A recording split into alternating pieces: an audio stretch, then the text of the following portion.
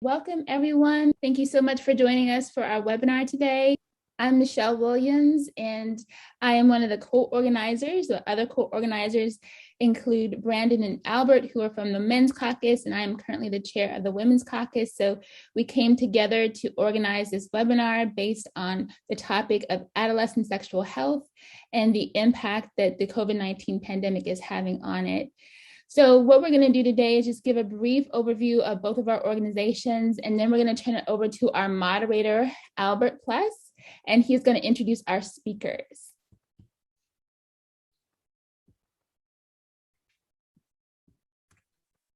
Great. All right, thank you so much, Michelle. So my name is Brandon Leonard, and I'm the current chair of the Men's Health Caucus of APHA. So the Men's Health Caucus was established in 2010. And the caucus was established to advocate for the health needs of men, boys, and their families, including health awareness and disease prevention, screening, early detection, and treatment. We've had the pleasure to partner with a number of caucuses and sections and other affinity groups within the APHA to host events like this. And I think the Women's Caucus is actually the one that we've worked the most closely with. So we always appreciate these opportunities to work with Michelle and with the Women's Caucus and to bring programs like this to our members and to the public. I'll turn it back over to you, Michelle. Thank you so much, Brandon. And so the Women's Caucus is really happy to collaborate and bring this as a part of our series that we have going on in terms of highlighting critical health issues that are facing women. And so the Women's Caucus, we are definitely committed to highlighting health issues that are often not talked about. And so we do these webinars throughout the year. And again, I'm so glad to be partnering with the Men's Caucus on doing this. So I'm going to turn it over. Oh, before I turn it over, I do want to mention that because we are using the Zoom webinar function, if you do have a question during the panelist presentations, please use the Q&A button to enter your questions, and we will have a Q&A session at the end of the presentations, so your question will be addressed then. So I'll turn it over to Albert.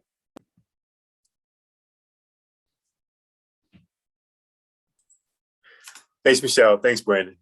So again, Albert Pless. I serve as the program planner for the Men's Caucus, and I'm the incoming chair for the Men's Caucus as well. So I'm excited about moderating the session. So I'm going to get started. So I'm going to read the bio for our first presenter, James Leone, and then I'll just read the subsequent bios when the presenters come on. So James Leone is a professor of health at Bridgewater State University and Northeastern University in Boston. His research interests and activities focus on male health policy, gender equality, and developing effective health programming to improve health outcomes in underserved communities and populations. He's authored over 40 peer-reviewed publications and a textbook on male health, contributing to several book chapters, and has delivered well over 200 scientific presentations. Jim, thank you. Thank you, Albert, and thank you for the generous introduction there. I'm going to share my screen. Can everybody hear me? I'm unmuted. Everything's good? Okay, perfect. I'm going to share my screen, hopefully properly. There we go. I think everybody can see that. So yeah, this is part of the topic that I'll kick off with all of us. I intend to look at three different areas: risk, assessment, and then, what I call silver linings from COVID, if there are any, which there are some. So thank you for having me this afternoon. I want to start the conversation by placing the period of life development known as adolescence into a more positive light. Often we as society collectively hold our breath as a young person approaches and navigates adolescence. I've been there, you all been there. I ask that you open your minds to the wonderful opportunities afforded during this tumultuous and rapid time of growth and development in this age category and group. I also teach human sexuality. I've been teaching it for about 15 years now at the university level, and so many questions come up that I think reiterate to me that adolescence is not something to be pathologized. I think it's something to be celebrated. So again, I'll speak briefly today to three main areas of adolescent sexual health in the time of COVID. Risk, and then the assessment of risk, and then some positives or silver linings made possible by COVID. So the first area is, of course, risk. And these data come from 2019 during prior to the COVID issue, but from the CDC. Let me start by quantifying and qualifying that sexual activity can be inherently risky at all life stages and all ages. I've spoken with people well into adulthood that do not understand some of the basic parts of risk and exposure to disease in their sexual practices. Therefore, I ask that we keep this in mind when speaking about adolescent sexual risk.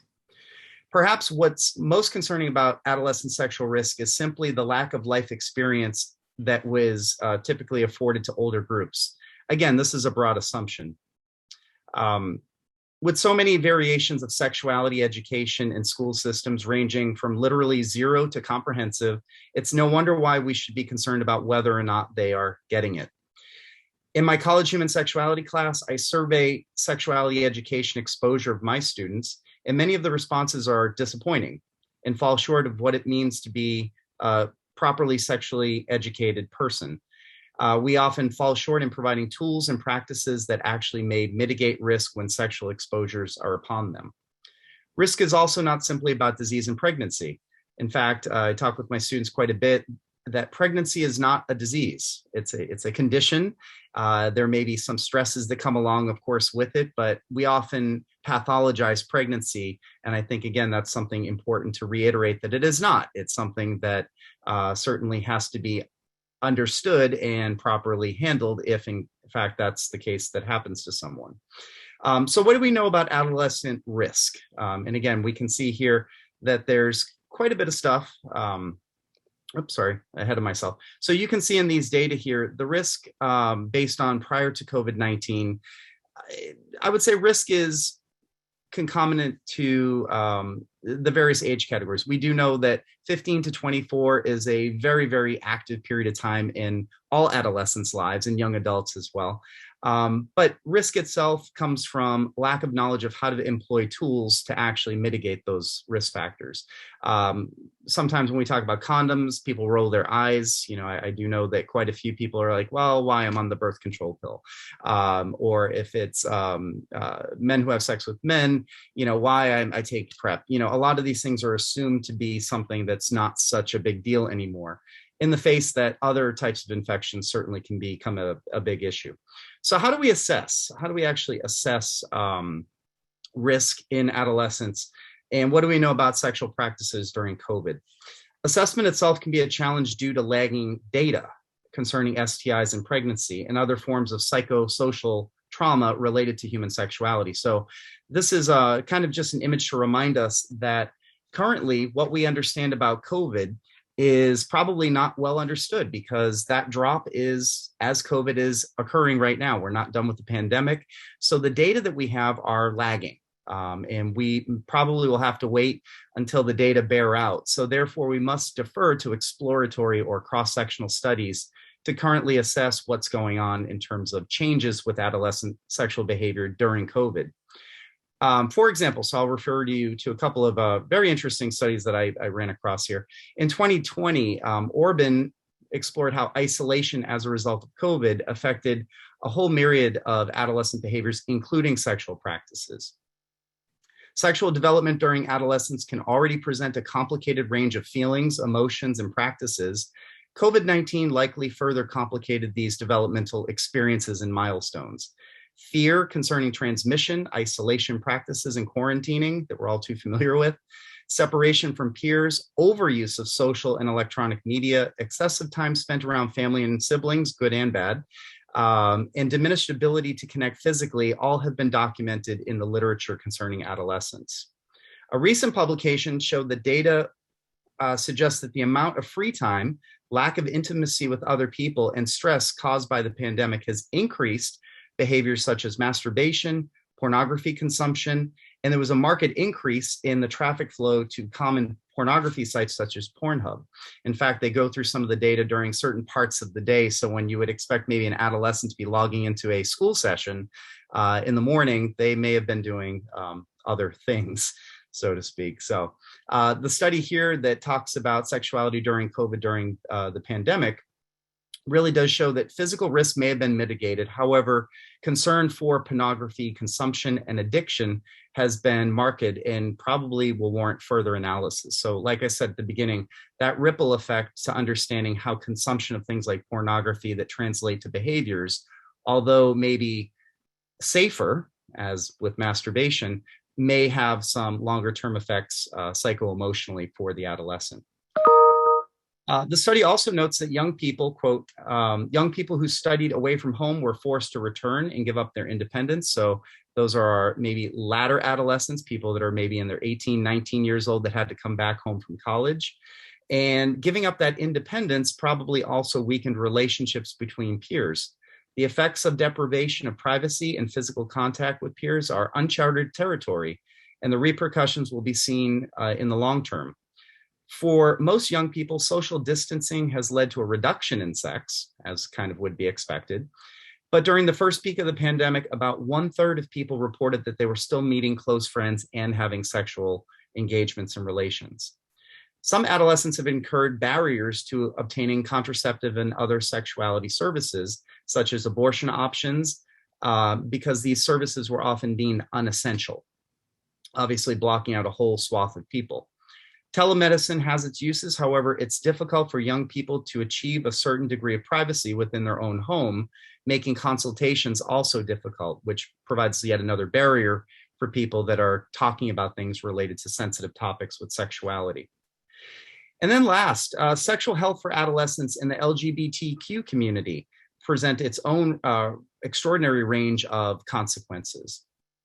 Heightened risk for other types of negative outcomes have been historically marked in LGBTQ communities. Sorry about that. Strained family and living dynamics can further isolate a group that already has some of the highest poor outcomes for mental health, suicidality, substance abuse, as well as other concomitant risk factors with sexuality, drugs, and mental health. Searching for community support also can increase risk and exposure to COVID-19 among also other infectious diseases, as was noted in an Israeli study from this past year that looked at men who have sex with men. And interestingly, they revealed that in defiance of social distancing restrictions, and again, these are men, about 40% of the sample had met a new casual sexual partner during that period. This also includes adolescent males. 84% of them had up to 3 sexual partners, while 2.1% met with more than 10 sexual partners, and 2.5% reported taking part in orgies. Men and adolescents who engaged in casual sex despite the social distancing regulations were more commonly younger, single, and less educated, with participants who abstained from casual sex, according to the study. They also exhibited higher levels of mental distress and lower levels of well-being compared with those who abstained from casual sex. So from that study, kind of my takeaway from that is we do have to, of course, understand what's motivating anyone who is putting themselves in harm's way. But we do find that males tend to have a little bit more of a defiance to authority, across the globe for that matter. And because of that, risk and exposure often go up even higher. So when we're working with specific groups, particularly groups of LGBTQ, we also have to take into account the fact that unique challenges are presented with a lot of the groups that we work with. And kind of a one-shot approach to mitigating sexual risk behaviors really needs to be taken case by case. I know it's a lot of work, and a lot of you probably do fantastic work in those areas. And it's very tempting, however, to kind of employ very broad-based topics.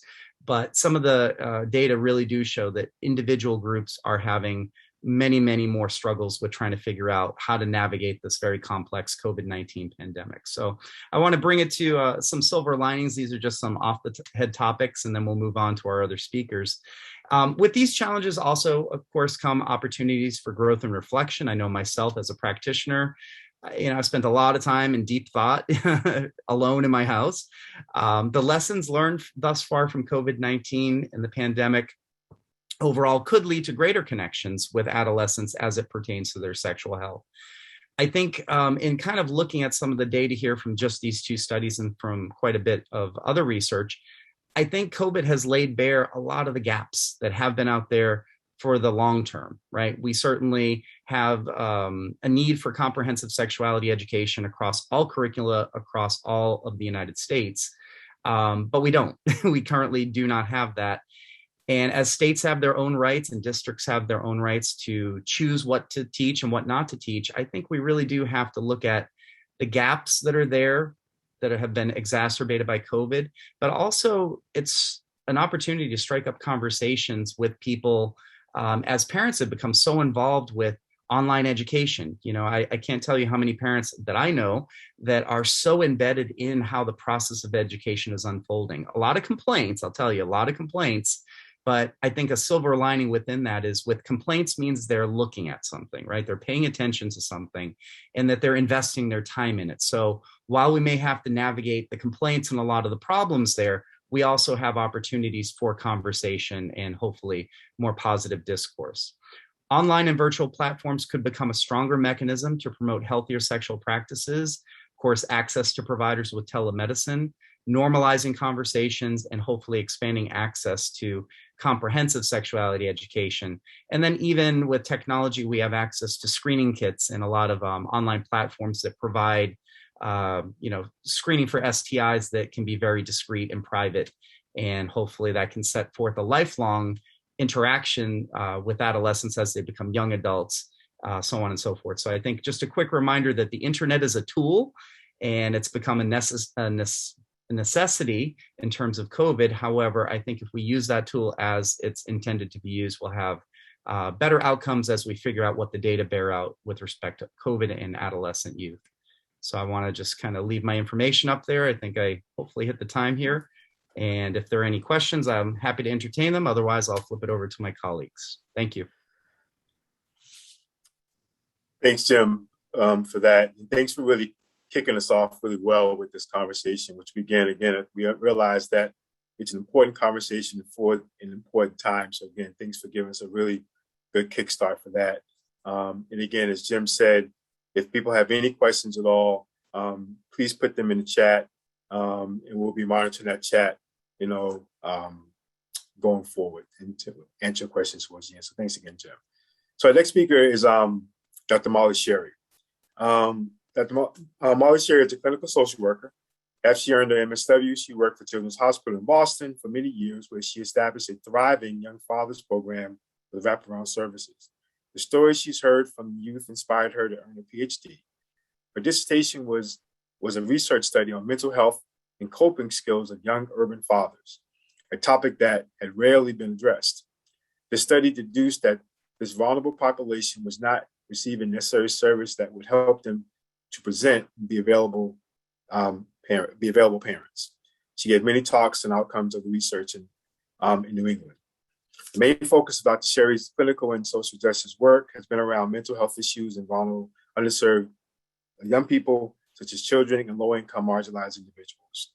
Her work has emphasized how the intersection of external and internal factors influence an individual's health and well-being. Dr. Sherry works at Atrius Health, Harvard Vanguard since 2011. And she's the director of social work and behavior fellowship graduate program. She's a behavioral health clinician in Cambridge who serves children, families, and adults, and has treated the highly stressed populations in Cambridge throughout the pandemic. Dr. Sherry? Thanks, Albert. And thank you for having me today. I'm just going to add a little bit to my background, which is at another piece of my job at Children's Hospital. Back in the day was working in the GYN department, where I saw a lot of patients in an integrated model who were getting diagnoses of endometriosis and pelvic inflammatory disease and HPV and things like that. We didn't actually have an HPV vaccine at the time, which we now have. So I'm really glad that Jim went first, because I think he laid some good groundwork for what I'm going to be presenting. Oh my gosh, that's my landline. I'm so sorry. So what I'd like to do today is talk a little bit about the intersection of mental health and the sexual and reproductive health risks and consequences in adolescents during COVID, but sort of in a boots on the ground way. So I'm going to start out making 3 or 4 bullet points regarding the topic I just mentioned, and then present 2 short cases with non-identifying information. And these are patients whom I saw during the course of the pandemic. So as Jim had alluded to, adolescence is quite long, and I think it's very helpful to see it in terms of early adolescence, which might be 9 to 14-year-olds, and then 15 and 17-year-olds being middle adolescents, and then 18 plus being older adolescents or late adolescents. And there are very different developmental changes occurring in each of these distinct stages of adolescence, and they do build on each other.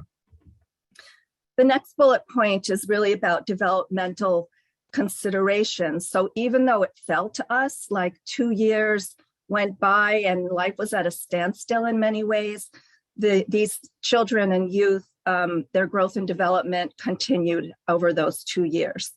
And typical milestones that occurred might be menstruation starting, growth spurts, searches for identity, hormones raging, the desire to explore one's sexuality and maybe be partnered with somebody who one feels like they love you.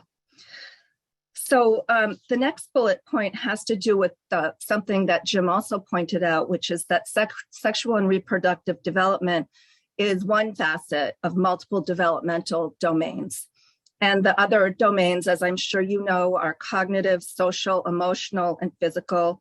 And then there are also the domains of family and peers and school and neighborhood, et cetera. These are all very relevant and they interact with each other in multiple ways.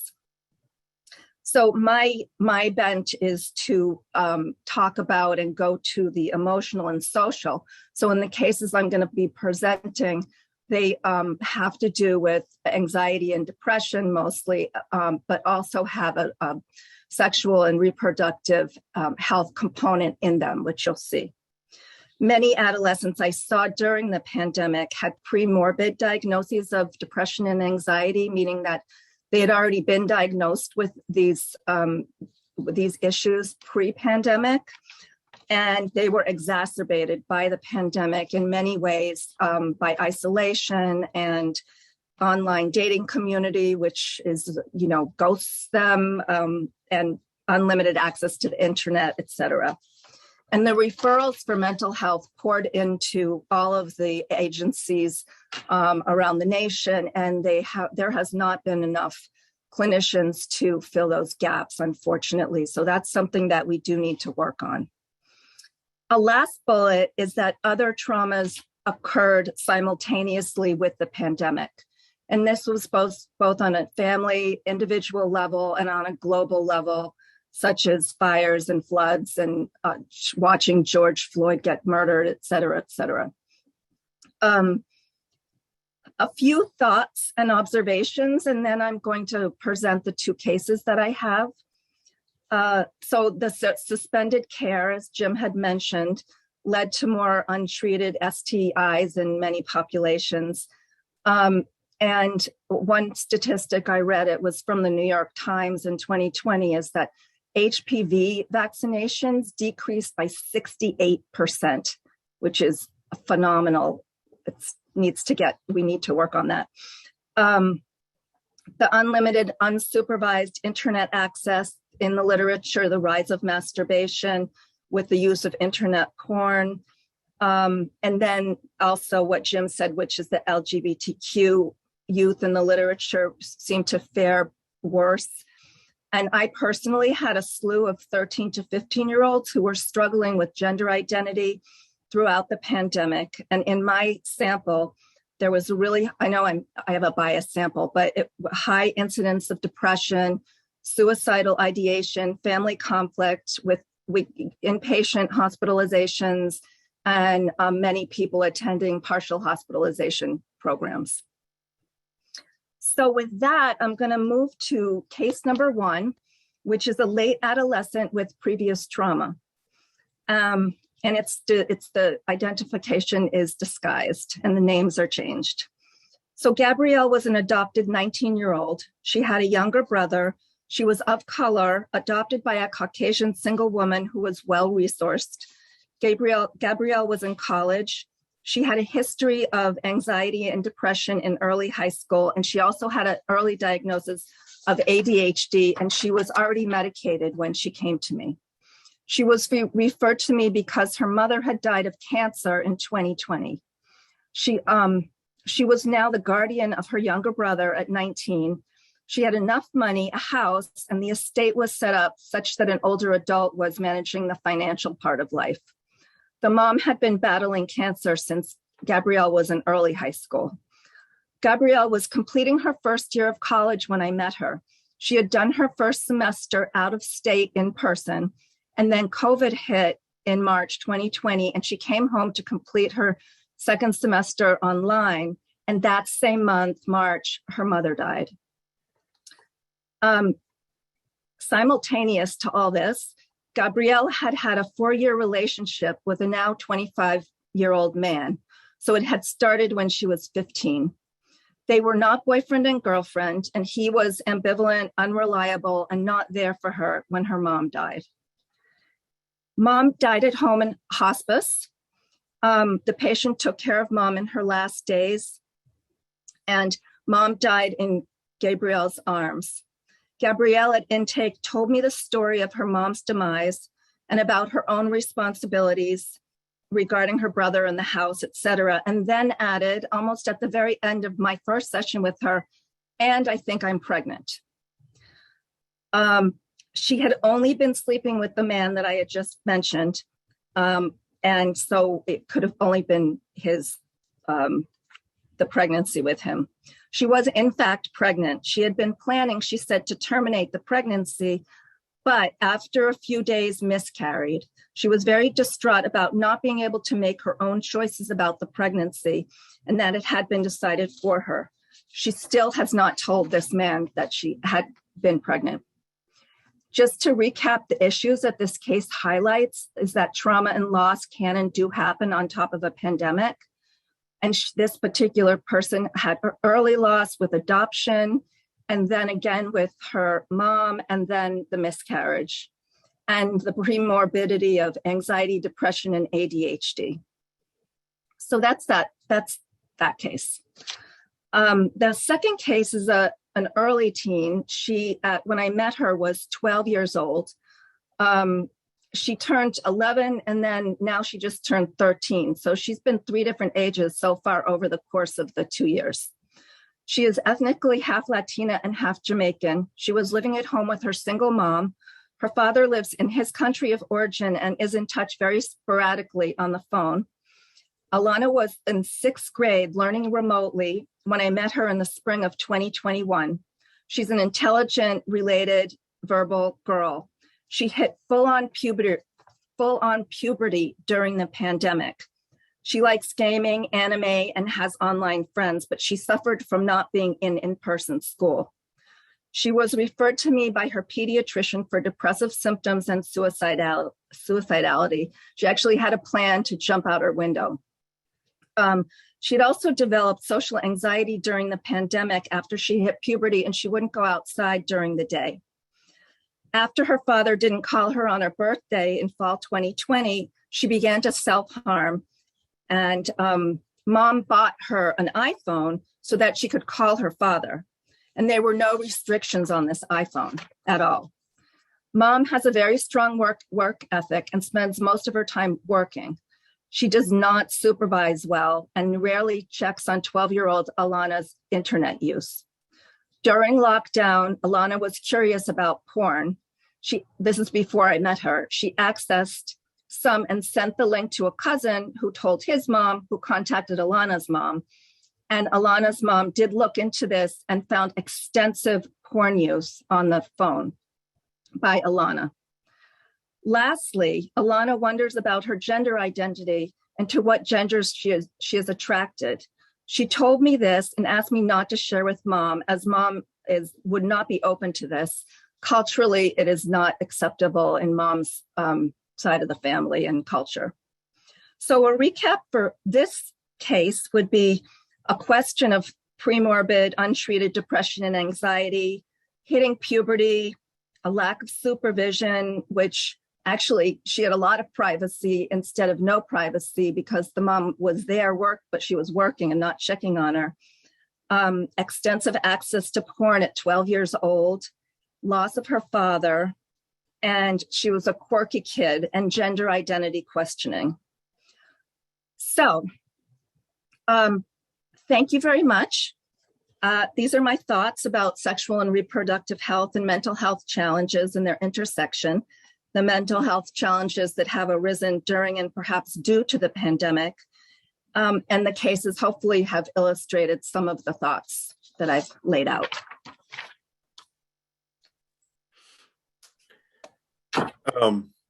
Thank you, Mollie. Wow, those are intense cases, and again, thank you for your work. Thank you again for building a lot on what Jim laid as a foundation, again, with some case examples. So we really appreciate that. So to our last presenter, and remember, if you have any questions, feel free to put them in the chat. We really want to make sure that we're being responsive to what's on your mind in whatever discipline that you represent, so we can have a discussion towards the end of this conversation. So our last speaker is Sarah Swettberg. Sarah works as a family nurse practitioner at the Cambridge Health Alliance Teen Health Center at the Cambridge Vision Latin High School, where she provides primary care to young people 12 to 24 years old. Most recently, she was chosen to be a health equity scholar from Cambridge Health Alliance, CHA, Center for Health Equity, Education and Advocacy. Sarah is especially passionate about issues pertaining to sexual health, LGBTQ plus health, and health equity. So take it away, Sarah. All right. Thank you so much for inviting me to be a panelist, and I'm excited to be here. So like Albert said, my name is Sarah, and I'm the nurse practitioner at the School-Based Health Center in Cambridge. I have a bit of a cold, so thank you in advance for your patience with me. For those of you who aren't familiar with school-based health centers, they're essentially primary care clinics that are typically located in a school. The goal of these clinics are to reduce barriers to accessing care, since most of the patients that I see are actually in the high school. The vast majority of services that I provide are related to sexual health, which are free or grant funded and confidential. Unfortunately, during the pandemic, we were closed from March 13th until mid-August 2020, which is problematic for a variety of reasons, which I'll go into. So in the few minutes that I have this afternoon, I want to talk about how the sexual health of our young people was negatively impacted by the pandemic due to the lack of available and accessible sexual health services. I want to briefly discuss how issues of availability and accessibility affected STI testing and treatment, birth control and emergency contraception use, abortion, and HIV vaccine rates. And then at the end, I'll share a few of the interventions that CHA, Cambridge Health Alliance, implemented to try and decrease these barriers to accessing health services. So kind of like what James said, it's a bit too soon to have a comprehensive understanding of how the pandemic has impacted the sexual health of our young people. However, we have a general picture of what our youth were up against during this time. So during the beginning of the pandemic, during lockdown and quarantine, many of our young people hunkered down with family in group homes or other residential facilities where, like the panelists have mentioned, they lost a considerable amount of independence and privacy. And interesting, Mollie, when you were sharing about some of the actual people weren't really being paid attention to because parents were working. So, but many people experienced this lack of independence and privacy. So not only did these changes negatively affect the social health of youth, but it also dramatically impacted their sexual health, which I will address in a minute. It's reasonable to assume that most young people were engaging in less partnered sex during this time. However, one national survey found that about 1/3 of 13 to 17-year-olds reported that they were still meeting with close friends in person. Were those people having sex? Who knows, but possibly. Regardless, we can safely assume that some young people were engaging in sexual activity during that time, and certainly a lot more are now. So first, I'm going to talk about STD treatment or testing and treatment. So if we go back to March 2020, pre-COVID for a minute, before the pandemic, the US was already experiencing an increase in reported annual cases of STDs. The newly released 2019 STD surveillance report found that STDs were at an all-time high for the 6th consecutive year, with a nearly 30% increase in chlamydia, gonorrhea, and syphilis between 2015 and 2019. Young people between 15 and 24 account for about 61% of chlamydia cases and about 42% of gonorrhea cases. And this is all before the pandemic hit. And this is before STI treatment and testing became even less accessible. So fast forward, since the pandemic, there have been reductions in STD screening and treatment, and they have significantly worsened as large numbers of the STD program staff at the state and local levels were deployed to aid in the COVID response. I found interesting, one survey said that as of January 2021, about a third of state and local STD program staff were still deployed. So that's clearly contributing to a major staff shortage at STD testing sites. Additionally, clinics like my own, where young people would previously go to get tested for free, were closed, or they weren't offering routine testing as an essential service, which is problematic. Accessibility was also an issue. So remember, at the beginning of the pandemic, youth had very limited privacy and independence. So one of a patient, going out and trying to get to a clinic and hearing parent or guardian say, "Hey, where are you going?" That can be an awkward conversation. Public transportation restrictions were also barriers to access and care, especially in the beginning of the pandemic. So since young people weren't able to get routine screenings, whether it's because lack of availability or accessibility, asymptomatic infections were not detected or treated during this time.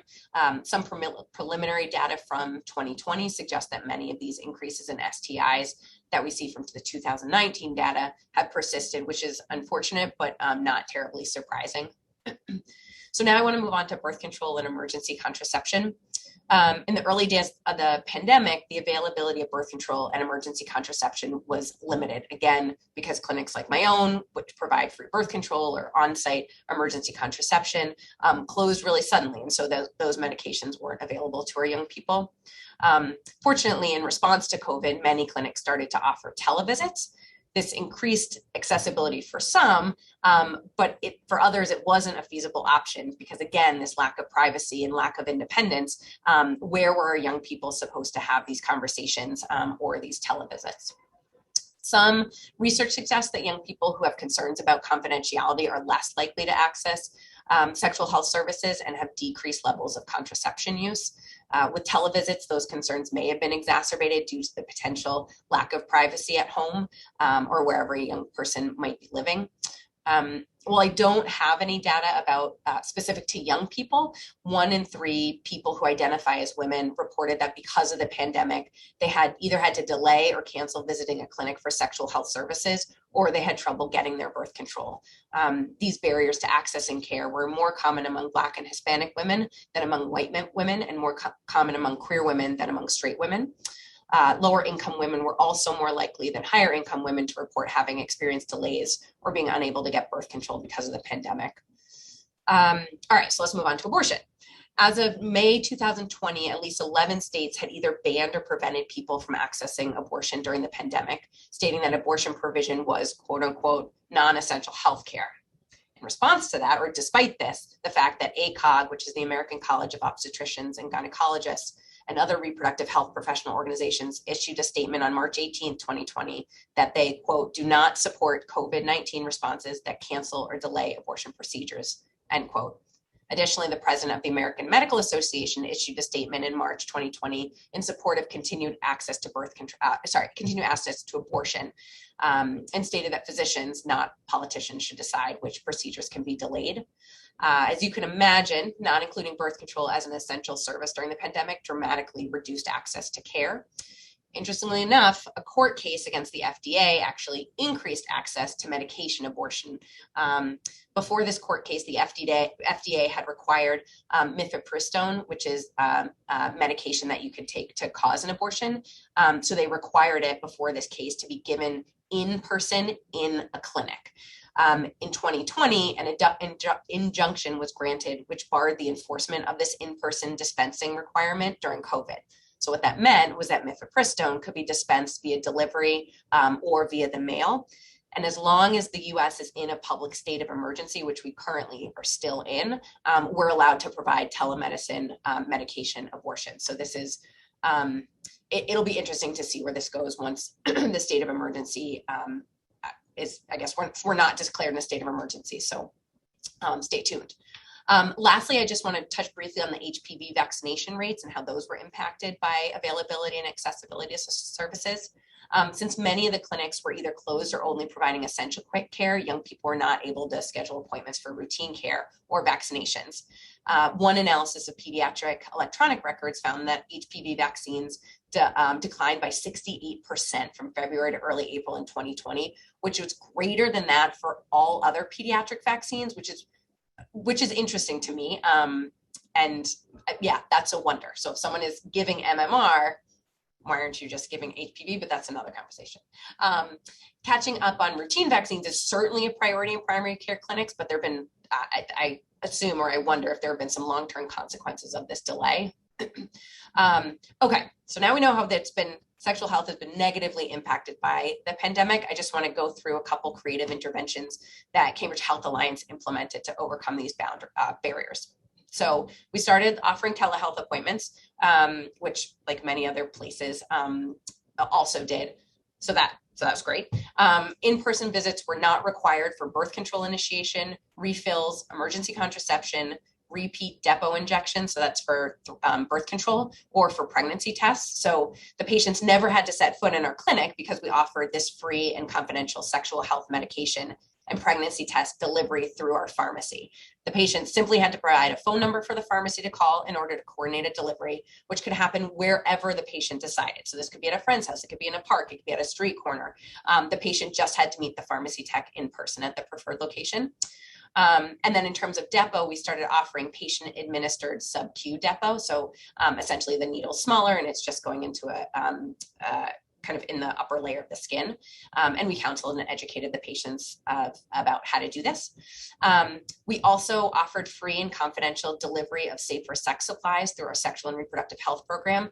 So again, patients just need to fill out this online form, and then someone from sexual and reproductive health would coordinate a confidential delivery. At the Teen Health Center specifically, we communicated with our patients through Instagram, and we regularly posted, and this is a way that we were able to maintain our connection with our youth and quickly disseminate information even when the clinic was closed. And then in terms of STI testing, we started offering patients the option to self-swab at one of our at one of our lab locations. So this is still in place and certainly increases access to testing. So now what? What have we learned? What do we need to do moving forward? What do we know? We know that the sexual health of young people was negatively impacted by the pandemic. It'll be interesting to see what the data says in a few months, in a year, in a couple of years, but we know that there were impacts. And I would say now more than ever, the biggest takeaway is that we understand how critically important it is for sexual health services to be available, easily accessible, and confidential. And we must recognize that sexual health care is an essential service that cannot be ignored or pushed aside, even during a pandemic.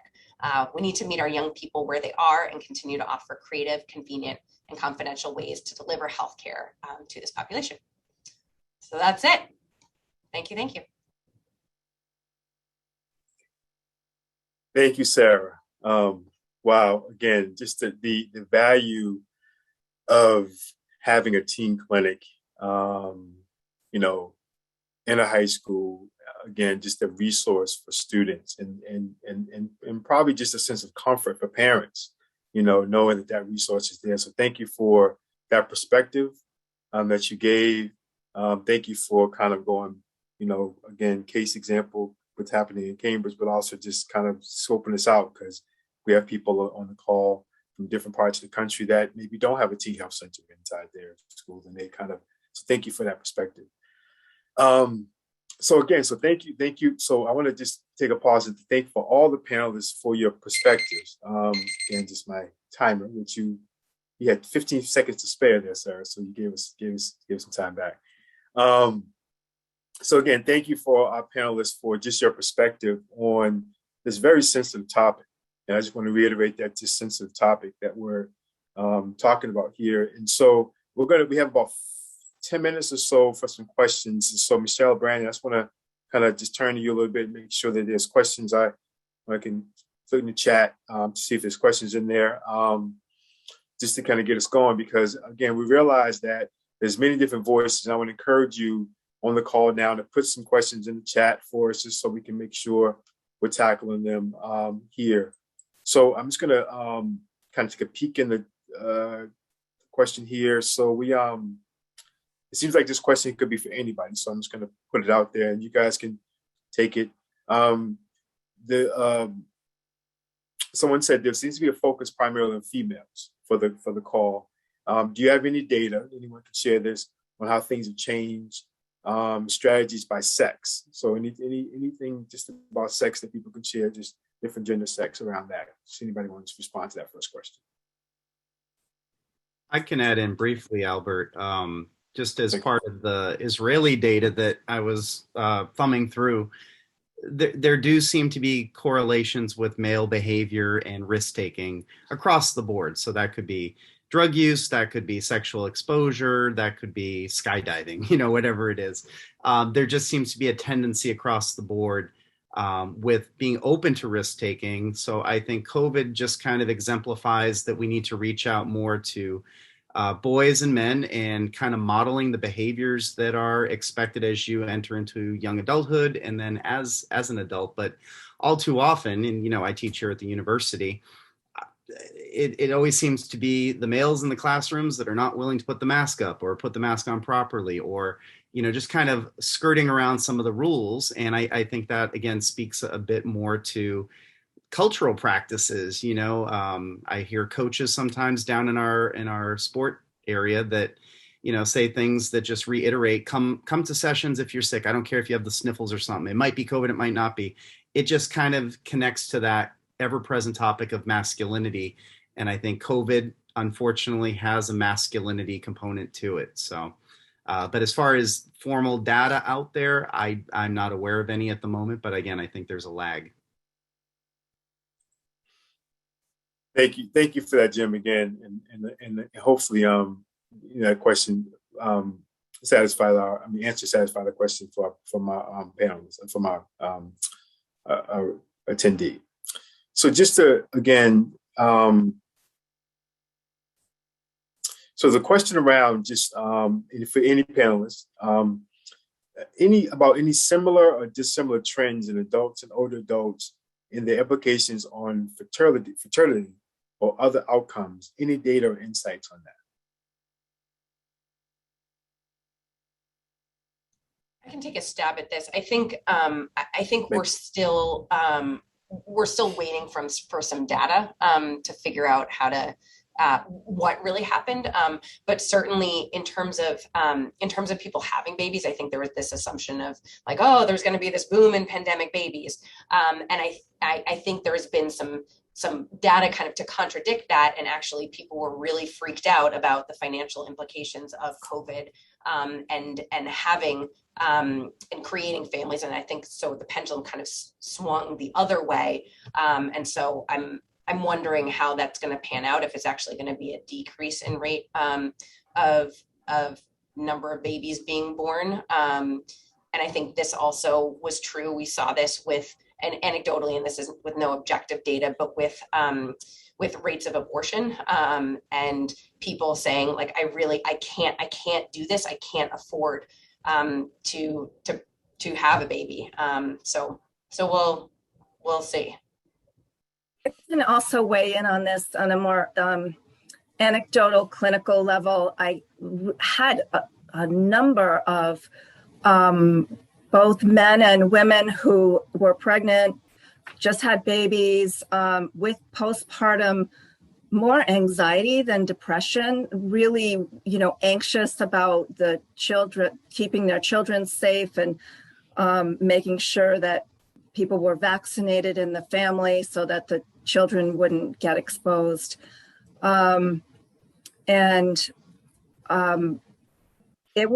It's been tough for them. And they had to be at least a year out in order of having the kids, the baby, in order to begin to feel better. And medication was mostly warranted for at least the women because of just the hormonal influences.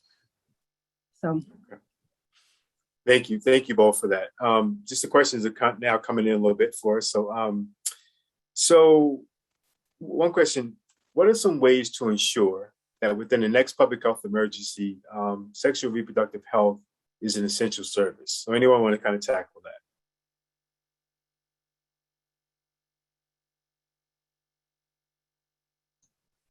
I'm not the expert with that. I think Sarah could probably speak more to it, but I think, the data will bear out what the problems are. Ultimately fertility rates, whether they increase or decrease, or we see a rise or fall in STIs. I think that's gonna demand from the system more access or more funding towards those specific services. But Sarah, I know you're the expert in that area. No, I mean, I think that's true. That data will drive this, as well as people having now experience with sexual health services not being an essential service. And so, if this were to happen again, the voices, the screams of people saying this must be an essential service. That kind of grassroots advocacy is going to be critically important. And I would say also the pandemic, in sort of all areas, but especially with healthcare, forced us to try things differently or do things differently. So for instance, with the medication abortion being telehealth, are we going to go back? Are we going to go back to requiring it to be in person? I don't know. Is there a reason to? Not that I can see, but it's easier since we've already done it to say, here, this is working, this is safe. So yeah. Hope that answers the question. Definitely. So we have a couple of people who raised their hands. And so Carlos, you want to unmute yourself and ask your question?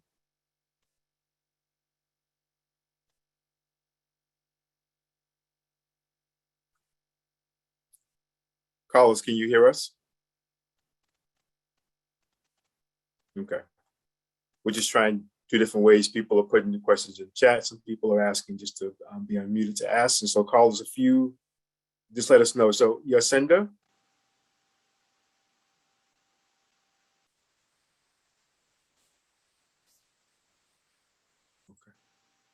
Okay, so feel free to put your questions in the chat if you can. If not, let us know. We can kind of come back to you for a, for your question to verbally. And so another question to anybody on the panel, is there a possibility of offering the HPV vaccination at confidential health clinics without parental consent, similar to how contraceptive and emergency contraceptive services are offered, given a significant decrease in vaccination rates? So Sarah, I'm assuming that could be. Yes, that is a resounding yes. So anyone 16 and over can consent to the HPV vaccine confidentially. I don't know if that's nationally. It's certainly where we are, and that absolutely improves vaccination rates, because we're saying that it falls under sexual and reproductive health services, which at least in Massachusetts at age 12 you can consent to. So yeah, great question. And that's so important, because when when I was even in college for me, and then also in my work at the Young Parents Program and in the GYN department, it was rampant, and people were, had precancerous, high grade SILs, and was needing all of this care, and very, very scared. So it's really an essential vaccine to get. Yeah. And so again, just from time purposes, we just take maybe 2 more here. And so this could be directed more at you, Sarah, but again, for free, other people can jump in. So the person said, I understand that many schools do not have adequate health centers, especially due to lack of resources. We talked about this earlier. Are there creative ways other student health services virtually to students in schools that lack such in-person centers? Yes. Yes, and how probably different. There are kind of various ways. So I know at the clinic where I work, yes, I'm housed inside the high school, but anyone 12 to 24 can access these services. So college kids, people at homeless shelters, we will not turn anyone away. So I guess a wonder is, where there aren't the health services that are available, is there a place, is there a school-based health center within the surrounding communities that would provide those services? But certainly having a teen health center or school-based health center is, we are wildly fortunate to have this resource. Okay. So just glancing again at the chat, thank you, Sarah, for that. Just glancing again at the chat doesn't seem to be, so I'm kind of looking through. Michelle, Brand, I'm looking to you. Any questions that you may have caught that I may have missed? Okay, seems like okay, great. All right, so again, so thank you again for the panelists. I'll pass it to my colleague Michelle to kind of wrap us up. Again, thank you for your presentations. Thank you for the attendees for your questions. Again, I'll pass it to Michelle.